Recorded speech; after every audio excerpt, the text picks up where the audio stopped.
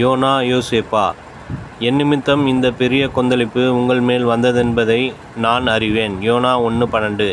உங்கள் குடும்பத்தில் யோனா யார்? கொந்தளிப்பும் பெருங்காற்றும் குடும்பம் உடைந்து விடுமோ என்கிற நிலைமையும் யாரால் வருகிறது?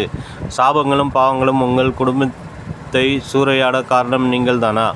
ஒரு யோனாவால் முழு கப்பலிலும் போராட்டம் வந்தது. கப்பல் உடையும் என்று நினைக்கத்தக்க பெரிய கொந்தளிப்பு கடலிலே உண்டாயிற்று. கப்பல்காரர்கள் பயந்தார்கள். சரக்குகளை கடலிலே எறிந்தார்கள். மாலுமி தத்தளித்தான். தங்கள் தேவனை நோக்கி ஒவ்வொருவரும் கதறினார்கள், கூக்குரலிட்டார்கள்.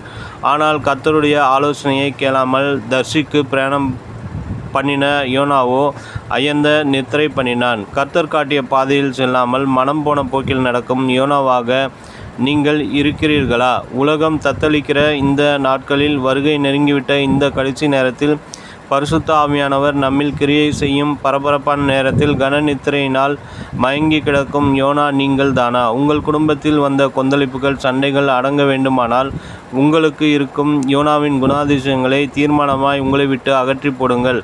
அது விபச்சார எண்ணமோ, இச்சைகளை தூண்டும் சுபாவமோ, திருட்டு சுபாவங்களோ, கீழ்ப்படியாமையோ எதுவாக இருந்தாலும் கிறிஸ்துவின் இரத்தமாகிய கடலிலே தூக்கி போடுங்கள். மனஸ்தாபப்பட்டு பாவங்களை விட்டுவிட்டு கிறிஸ்துவண்டை திரும்பி வாருங்கள். உங்கள் பாவத்தின் நிமித்தம் ஒன்றுமறியாத உங்கள் குடும்பம் ஏன் தத்தளிக்க வேண்டும்? புது சிருஷ்டியாய் மாற தீர்மானம் செய்யுங்கள். அப்பொழுது கொந்தளிப்பு அடங்கி சமாதானம் ஏற்படும். தெய்வீக ஆசீர்வாதம் பெருகும். ஒரு யோனாவினால் எல்லாருக்கும் நஷ்டம் பாருங்கள். அதே நேரத்தில் பழைய ஏற்பாட்டில் உள்ள யோசேப்பின் வாழ்க்கையை தியானித்து பாருங்கள். அவனுடைய வாழ்க்கையால் எல்லோருக்கும் ஆசீர்வாதம். அவனை அவனுடைய சகோதரர்கள் குழியிலே தூக்கி போட்டார்கள், மீதியானிய வியாபாரிக்கு விற்றார்கள். ஆனால் அவனோ எகிப்திலே உயர்த்தப்பட்டு தன் சகோதரர்களுக்கெல்லாம் தானியம் வழங்கினான். பிற்காலத்தில் தகப்பனை தன்னிடத்தில் வரவழைத்தான். தகப்பனையும் சகோதர சகோதரிகளையும் இனத்தவர் அத்தனை பேரையும் எகிப்திலே வைத்து பராமரித்து போஷித்தான். யோசேப்பினால் எவ்வளவு ஆசீர்வாதம் பாருங்கள். வேதம் சொல்கிறது, யோசேப்பு கனிதரும் செடி, அவன் நீர் ஊற்றண்டையில் உள்ள கனிதரும் செடி.